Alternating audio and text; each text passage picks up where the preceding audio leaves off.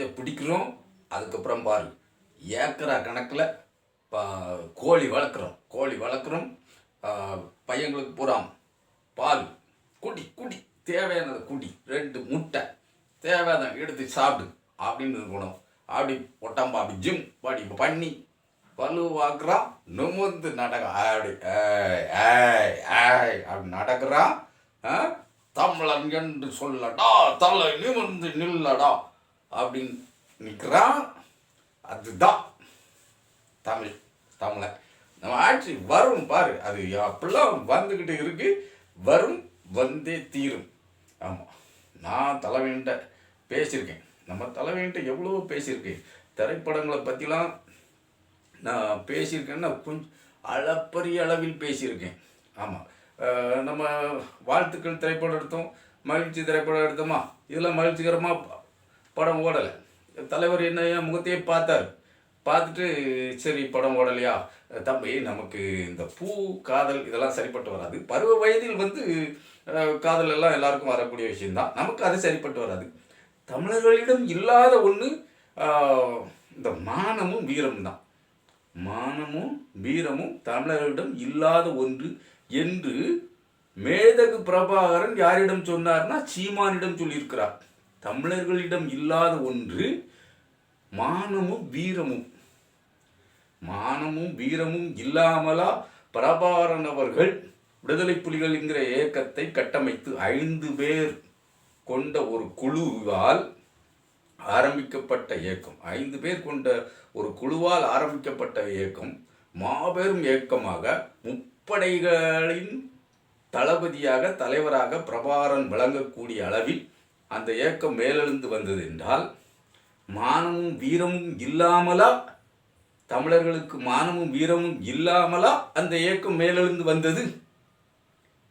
அப்படி ஒரு இயக்கத்தை கட்டமைத்து மேலெழுந்து வந்த ஒரு தலைவர், உலகமெல்லாம் பாராட்டி வியந்து பார்க்கக்கூடிய ஒரு தலைவர், அந்த தலைவர் தமிழர்களிடத்தில் இல்லாத ஒன்று மானமும் வீரமும் தான்.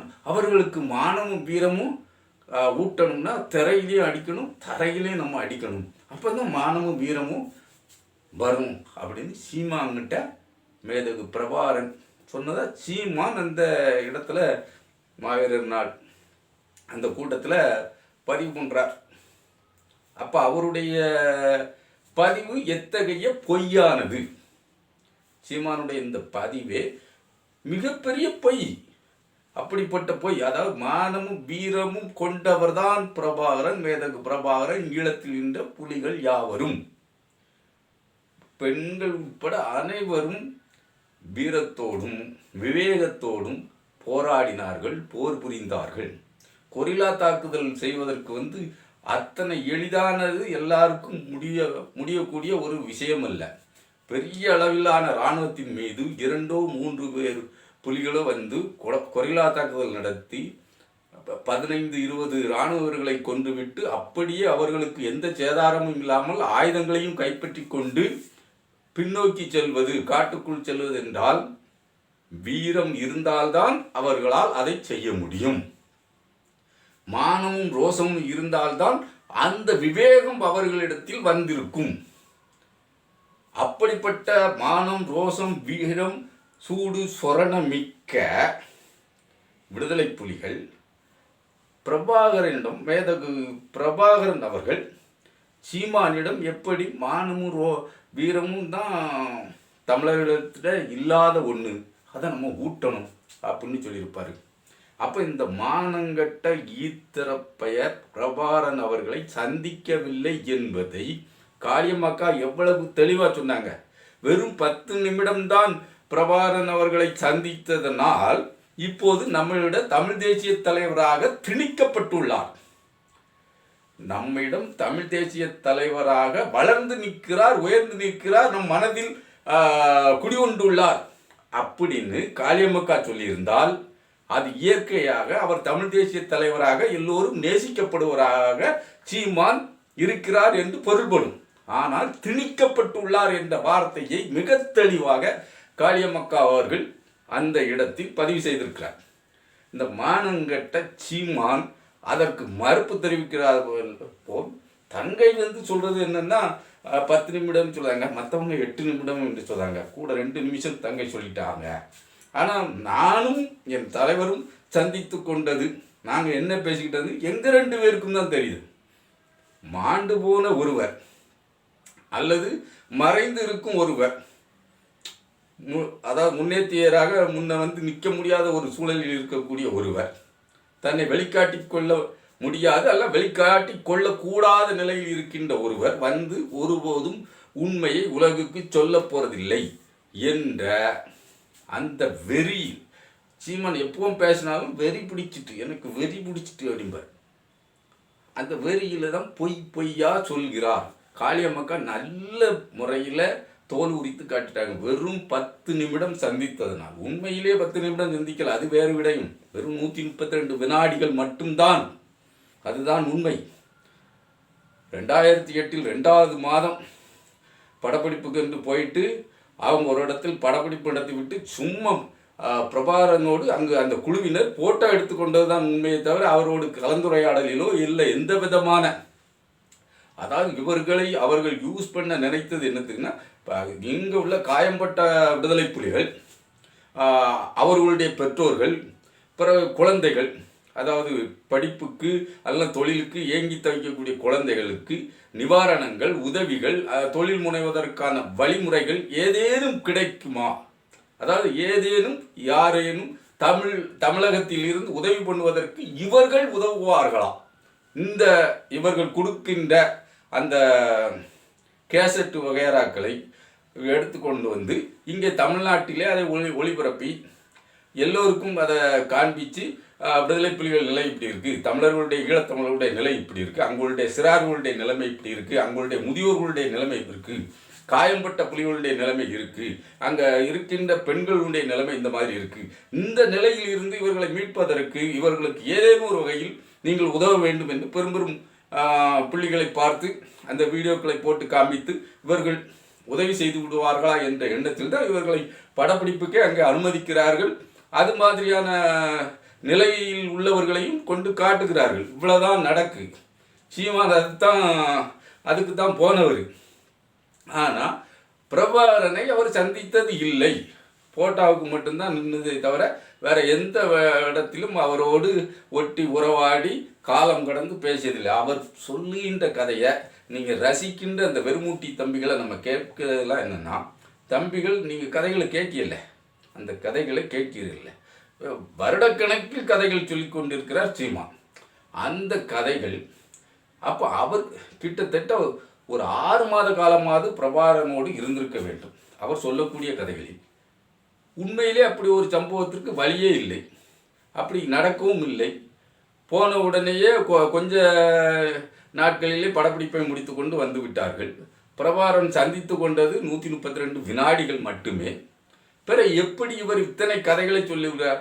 விடுதலை புலிகள் தரப்பிலிருந்து அவர்களுடைய முக்கிய தலகர்த்தர்கள்லாம் இதை மறுப்பு தெரிவித்தும் இன்னும் கதைகளை நிப்பாட்டிய பாடா இல்லை. சீமான் தன்னுடைய கதைகளை நிறுத்தவே இல்லை. இப்போ ரஜினிகாந்த் அவர்களை சீமான் சந்தித்ததற்கு நாம் யாருமே எதிர்ப்பு தெரிவிக்கல. எந்த ஒரு நடிகரையும் எந்த ஒரு தலைவரையும் யார் வேண்டுமானாலும் சந்திக்கலாம், எப்போது வேண்டுமானாலும் சந்திக்கலாம், கூடிக்குழாவலாம், ஒன்றும் தவறில்லை. ஆனால் ரஜினிகாந்த் அவர்களையும் ரஜினிகாந்த் குடும்பத்தினரையும் அவருடைய மகள்களையும் கடுமையான முறையில் வசவு வார்த்தைகள் பேசிய சீமானுடைய தம்பி சாட்டை துரைமுருகன் இவர்களுடைய அற்பத்தனமான பேச்சுகளை எல்லோரும் தமிழ்நாட்டு மக்கள் எல்லாம் உணர்ந்திருக்காங்க. அதனால தான் நீ இப்படி தரக்குறைவாக பேசிவிட்டு, அவர்களை அநாகரிகமாக பேசிவிட்டு, மராட்டியன் என்று சொல்லிவிட்டு அவரிடம் போய் மண்டியிட்டு பிச்சை கேட்கிறாயே, வாக்கு பிச்சை கேட்கிறாயே, அவர்களுடைய ரசிகர்களுடைய வாக்குக்காக கையேந்தி நிற்கிறாயே, கைகட்டி நின்று போட்டோவுக்கு போஸ் கொடுக்கிறாயே, மணிக்கணக்கில் பேச போயிருக்கிறாயே, அப்படிங்கிறதான் கேள்வியாக வைக்கிறாங்க. நீ அன்று பேசிய தவறுகளைத்தான் சுட்டி காட்டுறாங்க. நீ அவரை சந்திப்பதனால் இவர்களுக்கு என்ன பாதிப்பு அதை சுட்டி காட்டினா, நான் ரஜினிகாந்தை சந்திச்ச உடனே என்ன சங்கிங்க, அப்போ எப்போதும் சந்திச்சுக்கிட்டு இருக்க முதல்வர் வயாமல் சந்திக்காங்களே, அவங்க சங்கியா சொங்கியா லுங்கியா அப்படின்ட்டு ஏக வசனத்துக்கு பேசுகிற சீமான் அந்த பேச்சிலேயே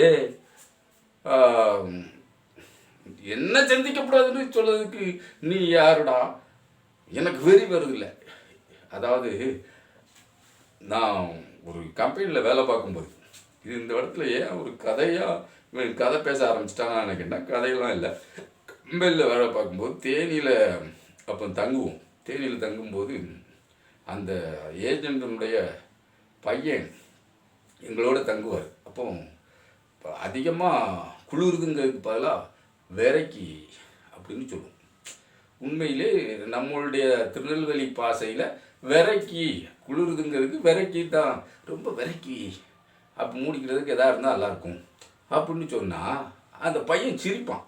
உண்மையாகவே சிரிப்பான். எதுக்கு சிரிக்கப்பா அப்படின்னு கேட்டால் ரொம்ப நேரம் சிரிச்சுட்டு தான் அதுக்கு பிறகு இங்கே அந்த வார்த்தை சொல்லக்கூடாதுன்னே, குளிருதுன்னு சொல்லணும், விரைக்கின்னு சொன்னால் அது வேறு அர்த்தமாக மாறிடும் அப்படிமா.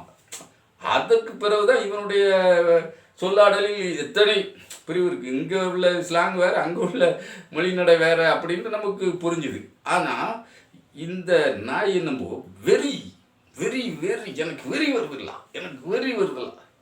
வெறி என்றால் பெரும்பாலும் எல்லா இடங்களிலும் வெறி என்று சொல்வது காம பிசாசைத்தான் வெறி பிடித்தவன் என்று சொல்வார்கள். அல்லது வெறி நாய் அப்படின்னு தான் சொல்லக்கூடிய அளவில் இருக்குது. அப்படி இருக்கும்போது எனக்கு வெறி வந்துடுறோம், எனக்கு வெறி வந்துடுறதில்ல, நான் அப்போ பேசத்தானே செய்வேன் அப்படின்னு சொல்லி ஏக வசனமா இந்த பாருங்க. எப்படி நீ ரஜினிகாந்த் உன்னை கேட்டு தான் போன மேடம், வெறுப்பு தானே,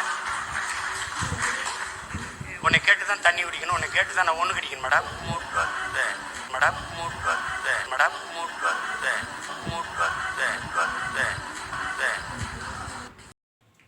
இதில் இந்த ஆள், இந்த வெறுமுட்டிகளின் தலைவனாகிய சீமான் எப்பேற்பட்ட நிகழ்வில், அதாவது மாவீரர் நாள், பிரபாரனின் பிறந்த நாள், இந்த நாட்களில் பேசக்கூடிய விடயமா இது. பிரபாகரனுடைய தியாகங்களை, விடுதலை புலிகளுடைய தியாகங்களை, அவர்களுடைய வரலாற்றுகளை, பின்புலங்களை, அவர்கள் எப்படி முன்னேறி மேலே வந்தார்கள், என்னென்ன போர் புரிந்தார்கள், எவ்வாறு போர் புரிந்தார்கள், எண்ணற்ற மணி நேரமாக பேசலாம். சீமானுக்கு தெரிந்திருந்தால், சீமானுக்கு அது ஒருபோதும் தெரியாது. அதனால் அதை பற்றி பேச மாட்டார். அவருக்கு ஆமைக்கறி, பூனைக்கறி, எலிக்கறி, மான்கறி, மான் மேட்டரை கூட ஒரு இடத்துல அழகாக பேசுகிறாரு. மானை வேட்டையாடி கொண்டு வா, தம்பி வந்திருக்காப்புல அப்படின்ட்டு தலைவர் சொன்னாரோ. தலைவர் சொன்ன உடனே அவர் அந்த புலி என்ன சொல்லியிருக்காரு, என்ன அண்ணனும் தம்பியும் சட்டத்தையே மீறுதலா, சட்டம் போடுறது பிறகு அதை மீறுறது, அது என்ன தம்பிக்குன்னொன்னு எப்படி அப்படின்னு கேட்டாராம். அந்த அளவில் தம்பிக்கு சலுகை காட்டாராம் பிரபாகரன். விடுதலை புலிகள் இயக்கத்தில் ஒருபோதும் யாருக்கும் எப்போதுமே சலுகை கிடையாது. அவர்கள் கட்டுக்கோப்பான இயக்கம். அவர்களுடைய செயல் திட்டம், அவர்களுடைய சட்ட நடைமுறை எல்லாமே எல்லோருக்கும் ஒரே தான். விடுதலை புலிகளின் துணைத் தலைவராக மாத்தையா இருந்தாலும் சரி, அவருக்கும் அதுதான். அவர் தவறு இழைத்தால் தண்டனை தான், மரண தண்டனை தான், வேற வழியே கிடையாது. அப்படிங்கிற இதுதான் அவர்களுடைய சட்டம். அப்படி இருக்கும்போது இவருக்கு மானை வேட்டையாடி கொண்டு வான்ட்டு பிரபாகரன் சொன்னார் அப்படின்னு இந்த பிடித்தல் கதைகளை எல்லாம் இந்த சீமான் பேசிக்கொண்டு திரிகிறார். இந்த இடத்துல பாருங்க, அதாவது ரஜினிகாந்த் அவர்களை ஏன் சந்தித்தார் என்று இவர்கள் வினவிவிட்டார்கள் என்று எனக்கு வெறி வருவதில்லை, அதனால் பேச தோணுதில்லை என்று வார்த்தை, அதாவது பிறந்த இடத்தையே பேசுகிறார் திரும்ப திரும்ப. உங்களுக்கு புரியும்னு நினைக்கிறேன். பிறந்த இடம் எது, அதாவது பட்டினத்தான் பிறந்த இடம் தேடுதே வேதை மட நெஞ்சும், கறந்த இடம் நாடுதே கண் அப்படின்னு பாருல. அப்போ அதே மாதிரி, அதாவது ஆண்களுடைய பலவீனம், அந்த பேராவல், அதை பற்றி பட்டினத்தார் பாடலில் வரும்ல. அதே மாதிரி பிறந்த இடத்தை தான் இவர் பொது இடத்துல, பெண்கள்லாம் கூடியிருக்கிற இடத்துல, முக்கியமாக காளியம்மக்கா இருக்கிற அந்த இடத்துல, அந்த மேடையில் அந்த வார்த்தையை, அந்த பிறந்த இடம் அவர் பிறந்த இடத்தை திரும்ப திரும்ப பேசுகிறாரே, அவர் மனுஷனா? சீமானுக்கு தலைவன்கிற அருகதை இருக்கா? சிந்திச்சு பாருங்கப்பா தம்பிகளா, வெறுமூட்டிகளான்னு உங்களை வசனத்தோடு சொல்லுறதே அதுக்கு தான்.